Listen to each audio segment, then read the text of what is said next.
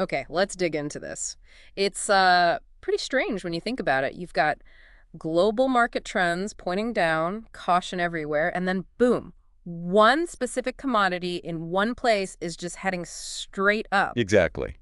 How does that even happen? How can a market climb when the rest of the world seems to be falling? Well, what we're zeroing in on here is coffee. Hmm. Specifically, the coffee prices inside Vietnam's domestic market. Ah, okay. It's a really striking situation, you know. Yeah. You've got local forces basically pushing back hard against the global tide, which has been, well, consistently downward. Right. So for you listening today, our mission is really to unpack why. Why is this happening? What's driving the split?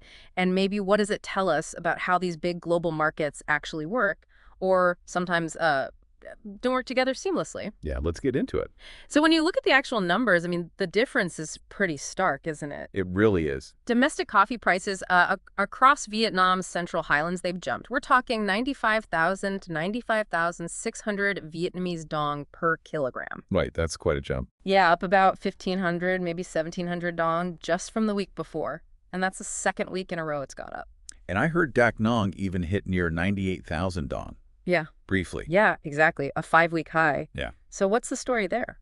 Well, if you connect the dots, the main reason for this domestic surge, even with global prices falling, seems pretty clear. Okay. Vietnamese coffee farmers are just holding on tight to their beans. They're not selling. Really?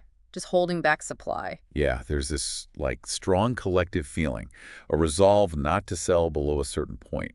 Many seem to be aiming for that 100,000 dong per kilo mark. Wow. And that sentiment, the determination, it's really limiting the available supply right there in the local market.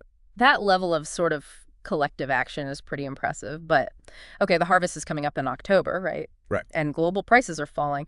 So how long can they keep this up? I mean, isn't there a risk they'll eventually have to sell and maybe flood the market? That is the million-dollar question, isn't it? The harvest is starting soon, but, you know, the way they're acting now suggests they're really dug in. Meanwhile, globally, totally different picture. Robusta contracts in London, they took a tumble last week. September 25, down, what, 3.6%? November, down 3.7% too. And Arabica in New York also dipped. September contract down 2%. So globally, things are definitely softening. So while the world sees prices pushed down by, what, more supply and less worry about weather, Exactly. Vietnamese farmers are playing a completely different game.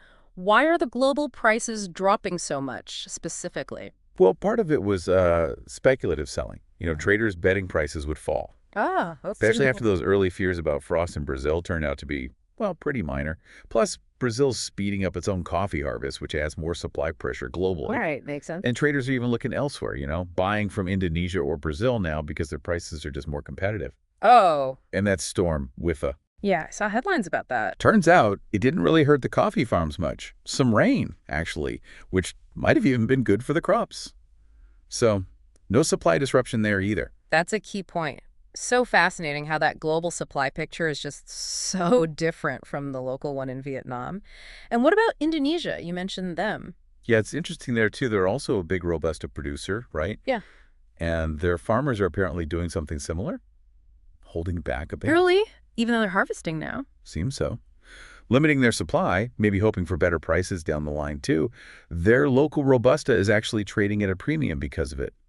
Suggests maybe a wider regional feeling among farmers. Okay, so stepping back from all the detail. Yeah, if we sum it all up, Yeah. this whole paradox, it just really highlights how much local feelings, local sentiment, and just the collective choices of producers can powerfully shape prices. Right. Even when all the big global signs point the other way, you get strong local supply control determined sellers. Yeah. They can almost create their own little market reality. It's a good reminder, I think, that just knowing the global trends isn't always enough. You need to understand how that knowledge applies in these specific real-world situations. That's a really powerful takeaway. Yeah. This whole deep dive, it's not just, numbers about coffee. It really shows you this complex dance, doesn't it?